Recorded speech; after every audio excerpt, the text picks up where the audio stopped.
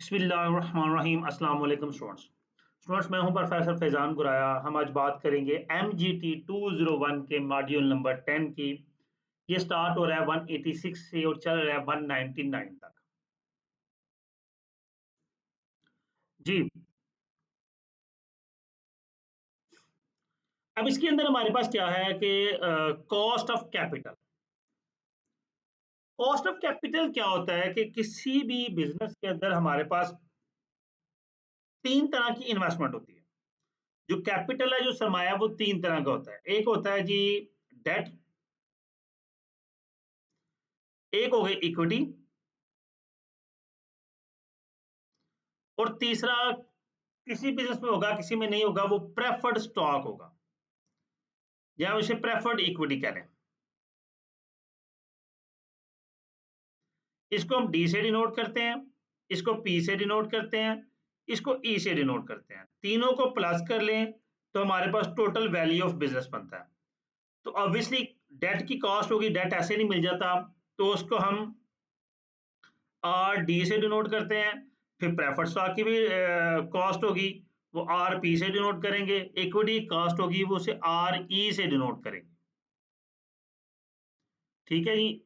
दो बातें होगी। अगली बात देखें कि जब हम इनकम स्टेटमेंट बनाते हैं तो हम आते हैं जी, इनकम स्टेटमेंट लिखते हैं जी, जहाँ यहाँ लिख लेते हैं। इनकम स्टेटमेंट बना रहे हैं जी। इनकम स्टेटमेंट हमारे पास है ऑपरेटिंग प्रॉफिट,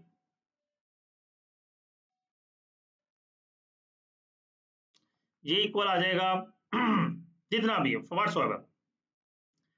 चलिए कोई अमाउंट लिख लेते हैं जी, 1 लाख का ऑपरेटिंग प्रॉफिट है। इसमें से हमने इंटरेस्ट माइनस कर दिया 20,000 का जी। हमारे पास 80,000 का प्रॉफिट बिफोर टैक्स आ गया। हम इसमें से टैक्स माइनस करते हैं, चलें जी 40% टैक्स है जी, तो 32,000 टैक्स माइनस हो गया, तो हमारे पास 48,000 आ गया। ये हमारा नेट प्रॉफिट आ गया। फिर हम डिविडेंड फॉर प्रेफर्ड डिक्लेयर करते हैं।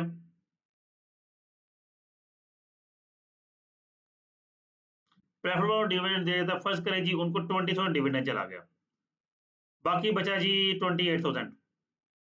तो ये कॉमन वालों को डिविडेंड मिलेगा।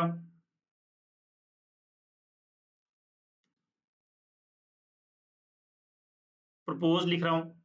फर्स्ट करें जी, उनके साथ 50% डिविडेंड उनको हम दे रहे हैं जी, तो 14,000 दे दिया, तो 14,000 हमारे पास ये रिटेन्ड अर्निंग्स आ गई। ये सारी चीजें लिखने का मकसद ये था कि आपको एक बात समझाना। देखिए जी, हमारे पास आ गया जी, ये ऑपरेटिंग प्रॉफिट, इंटरेस्ट, सारा कुछ आया। यहाँ पे आप देखें टैक्स के बाद दोनों डिविडेंड माइनस में आफ्टर टैक्स, जबकि इंटरेस्ट बिफोर टैक्स माइनस हो गया। तो हम जब कुछ चीजों का कंपैरिजन कर रहे होते हैं तो हमें एक चीज समझाई गई है कि इनके यूनिट्स सेम होने चाहिए, तभी आप कंपैरिजन कर पाएंगे। यानी कि कंपैरिजन हमेशा एक जैसी चीजों को होगा। आपने एसी परचेज करना है, आप पेल का देखते हैं, आप डेल का देखते हैं, आप डेल कह रहा हूँ, डॉलर्स का देखते हैं, आप हायर का देख लेते हैं, आप कोरियन का देख लेते हैं, लेकिन आप कंपेयर एसी को ही कर रहे हैं। लेकिन एसी में आप इन्वर्टर कंपेयर कर रहे हैं। आप पेल का इन्वर्टर देख देख ले और हायर का एसी देख लें, तो दोनों का कंपैरिजन नहीं बनता। क्यों? क्योंकि दोनों डिफरेंट चीजें हैं, इसलिए हमें यूनिट सेम रखना पड़ता है। अब देखें, इन दोनों का यूनिट तो सेम होगा क्योंकि ये दोनों टैक्स एडजस्टेड हैं, ये आफ्टर टैक्स। ये टैक्स एडजस्टेड नहीं है क्योंकि ये बिफोर टैक्स था, तो फिर हम इसमें से 1 माइनस टैक्स भी करते हैं ताकि हमारा ये टैक्स एडजस्टेड हो जाए। यही 40% हम यहाँ पे माइनस भी करते हैं। अब जब कॉस्ट ऑफ कैपिटल हमें मालूम करना होगा, कॉस्ट ऑफ कैपिटल, तो उसका फॉर्मूला बनेगा D over V into R D into 1 minus tax plus P over V into R P plus E over V into R E. ये जी हमारा टोटल, इसको कहते हैं जी weighted average cost of capital, वैग बन गया। अब ये जो थोड़ा सा लुबे लबाब मैंने आपको शॉर्ट में समझाया है, ये सारा अब हमने आगे पढ़ना है। आते हैं जी आगे, इक्विटी टाइप्स ऑफ कैपिटल में इक्विटी और डेट आता है। कॉस्ट ऑफ कैपिटल में रिक्वायर्ड रेट ऑफ रिटर्न आ जाएगा, market return, opportunity cost, other benchmarks, जो भी रिक्वायर्ड रेट ऑफ रिटर्न होता है। अब उसमें इक्विटी का हो, डेट का हो, अब सेम बात है, cost of equity, cost of debt. जी, इक्विटी को हमारे हम अगर दो हिस्सों में कैटेगराइज करते हैं, एक होता है कॉमन स्टॉक और एक प्रेफर्ड स्टॉक। ये लोग रियल ऑनर्स होते हैं, इनके पास वोटिंग राइट होता है, लेकिन इनको पैसे मिलते हैं बाद में, पहले प्रेफर्ड वालों को मिलते हैं। मैं पीछे इनकम स्टेटमेंट में आपको ये चीज समझा के आ रहा हूँ। प्रेफर्ड वाले रियल ऑनर्स भी नहीं है, प्रेफर्ड वालों के पास वोटिंग राइट भी नहीं है, लेकिन इनको फिक्स रेट ऑफ डिविडेंड मिलता है और हर साल मिलता है, एवरी ईयर। हो सकता है कॉमन वालों को डिविडेंड किसी साल मिले, किसी साल ना मिले, किसी साल कम मिले, किसी साल ज्यादा मिल जाए।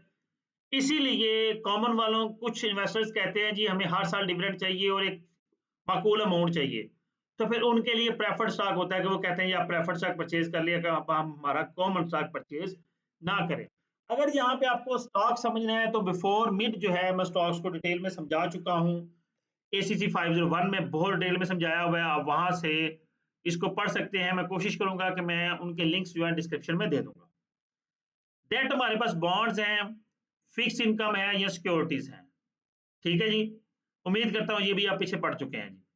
अब आते हैं आगे वैक पे।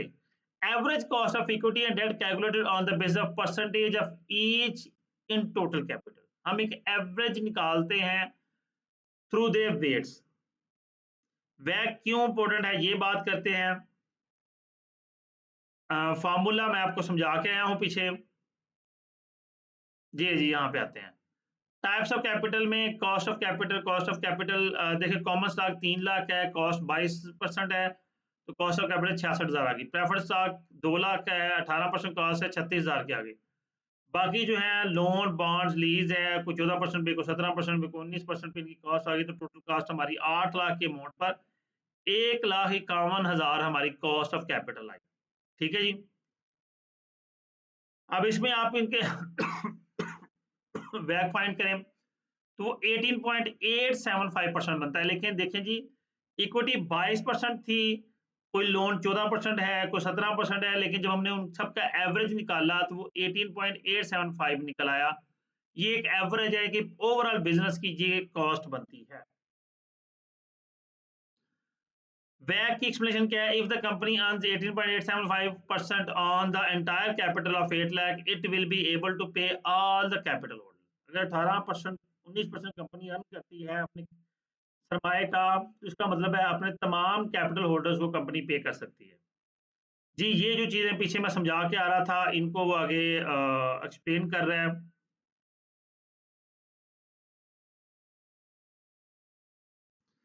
Common stock no growth of dividend. अगर तो डिविडेंड ग्रोथ नहीं है, कांस्टेंट ग्रोथ, डिविडेंड और ग्रोथ इन स्टेजेस। ये कॉमन स्टॉक की डिटेल है, पूरी डिटेल में इसको प्रीवियस मॉड्यूल्स में समझाया गया है कि नो ग्रोथ स्टॉक क्या होता है, कांस्टेंट ग्रोथ क्या होती है, नॉन कांस्टेंट ग्रोथ क्या होती है। ठीक है। Why no growth of dividend, dividend growth क्यों नहीं हो रही थी जब सारे का सारा जो अर्निंग्स होती हैं, अर्निंग्स हैं, आप उनमें से रिटेन ना रखें। हमने रिटेन नहीं पीछे पढ़ी है, वो इनकम स्टेटमेंट जब मैं समझा रहा था, हमने ये बिल्कुल नहीं रखी, यानी कि ये जीरो है। तो आपके पास आपका बिजनेस एक्सपैंड नहीं करेगा तो आपके डिविडेंड की ग्रोथ नहीं। आगे चलेंगे जी। फिर कॉमन स्टॉक हमारे पास आ गया। No growth number of, no growth of dividend formula where R, ये सीधा आता है नो ग्रोथ में पी कह लें डी ओवर आर, या फिर R is equal to D over P. ये नो ग्रोथ का फार्मूला है, सीधा फार्मूला, स्ट्रेट फॉरवर्ड। फिर आता है हमारे पास कांस्टेंट ग्रोथ। कांस्टेंट ग्रोथ के लिए जब हम आर वन कर रहे होते हैं, वैसे फार्मूला जो है वो जॉर्डन ग्रोथ माना का वो होता है जी, डी1 ओवर आर माइनस जी। इसमें से आर मनोम करना है तो फार्मूला आ जाएगा P, sorry, R, R is equal to D one over P plus G. ये फार्मूला बनता है जी आर फाइंड करने के लिए। अब यहाँ पे सवाल पैदा होता है D1 क्या है?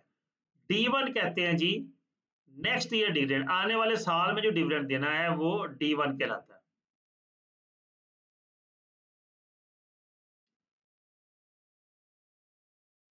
देखिए डिविडेंड आपका D1 5.5 था, प्राइस ऑफ स्टॉक 50 है, ग्रोथ 6% है, तो आपका जो रेट ऑफ रिटर्न बनता है वो 17% बनता है। Two growth stages, three growth stages, ये नॉन कांस्टेंट ग्रोथ का है। Discounting dividend of each stage, last stage always goes till infinity, apply constant growth formula in the last stage. ये जो फार्मूला हमारे पास होता है नॉन कांस्टेंट ग्रोथ का, मैं फार्मूला लिख के देता हूँ आपको। तो P is equal to D1 over 1 plus R power 1 plus D2 over 1 plus R power 2 and so on, dn over 1 plus R power n plus pn over 1 plus R power n।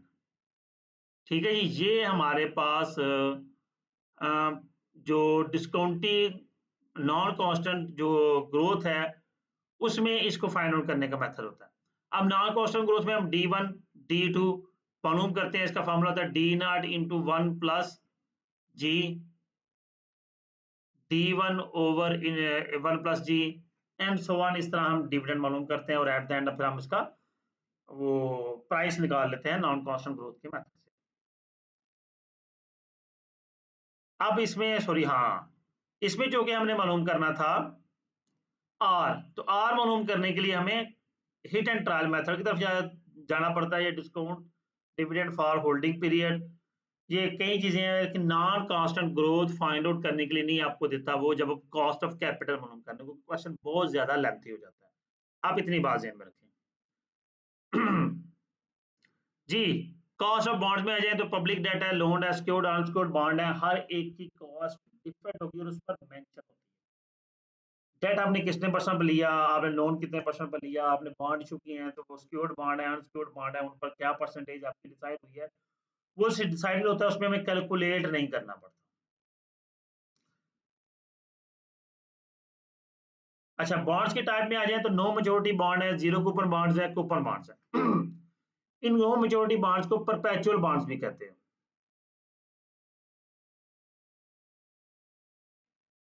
In bonds की price करने के लिए मालूम करने के लिए हमारे पास जो फॉर्मूला होता है P is equal to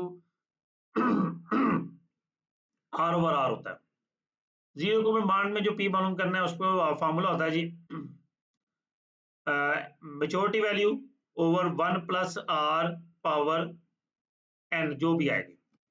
coupon bond का फार्मूला जो वो डिटेल होता है R into 1 minus 1 over 1 plus R power n, annuity का formula over R plus maturity value का formula 1 plus R power n। ये दोनों मिलके आपकी कूपन बॉन्ड की प्राइस बनती है।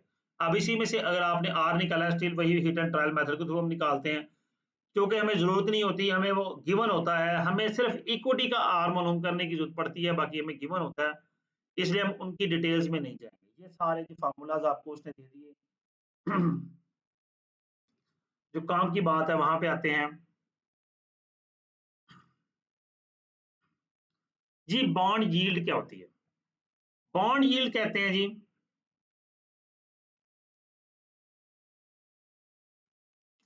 आपको जो कूपन पेमेंट आई है आप उसको डिवाइड करते हैं बॉन्ड की प्रेजेंट वैल्यू से, उसकी फेस वैल्यू मेजोरिटी वैल्यू से नहीं, बॉन्ड की प्रेजेंट वैल्यू से जब हम डिवाइड करेंगे तो this is called bond yield. Return of bond holder including interest and capital gain is called yield to maturity. Formula आ गया जी यील्ड टू मैच्योरिटी का, cash flow plus future value minus present value over time.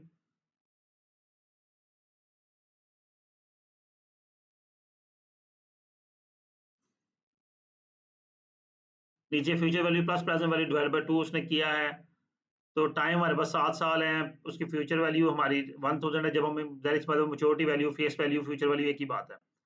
Present value उसकी 850 है और हमारे पास yield to maturity 18.153% आ गया अगर हम yield to maturity find out करते हैं। ये उसका फॉर्मूला है। नेक्स्ट कैपम अप्रोच हमारे पास आ गई। कैपम अप्रोच क्या होती है कि इसके अंदर हमारे पास 4 चीजें होती हैं। कॉस्ट ऑफ इक्विटी चले हम फाइंड कर रहे हैं ना, रिस्क फ्री रेट होता है, रिस्क फ्री रेट जो ट्रेजरी बिल्स या ट्रेजरी बॉन्ड्स पर होता है ना, जो रिटर्न होता है उसको रिस्क फ्री रेट कहते हैं, क्योंकि गवर्नमेंट की ये सिक्योरिटी होती है और गवर्नमेंट सिक्योरिटी पर कोई रिस्क नहीं होता, इसलिए इसको रिस्क फ्री रेट कहते हैं।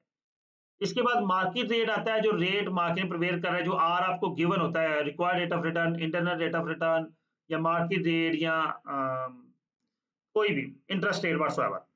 रिस्क प्रीमियम आता है जी जब हम जो मार्केट रेट है उसमें से रिस्क फ्री रेट को माइनस करते हैं, तो ये कहलाता है रिस्क प्रीमियम। बीटा जो है ये रिस्क ऑफ स्टॉक कहलाता है। फॉर्मूला इसका होता है covariance divide by variance.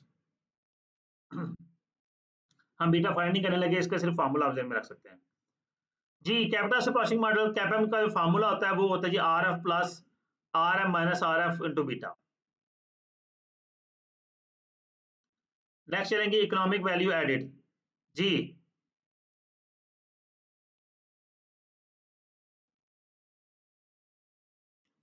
Economic value added होती है कि जैसे जैसे किसी चीज में वैल्यू ऐड हो रही है, तो जैसे जैसे उसकी प्राइस, उसकी कॉस्ट चेंज होती चली जाती है। ठीक है, इसको बस इतना ही में रख लें जी। स्टूडेंट्स, उम्मीद करता हूँ ये लेक्चर भी आपके लिए अंडरस्टैंडिंग होगा। जिन जिन स्टूडेंट्स को लेक्चर पसंद आया, वीडियो को लाइक करें, कमेंट करें, चैनल को सब्सक्राइब लाजमी करें। अपना ख्याल रखिएगा। इसके जो प्रैक्टिस क्वेश्चंस हैं वो इंशाल्लाह आपको जल्द वो भी मिल जाएंगे। अल्लाह हाफिज़।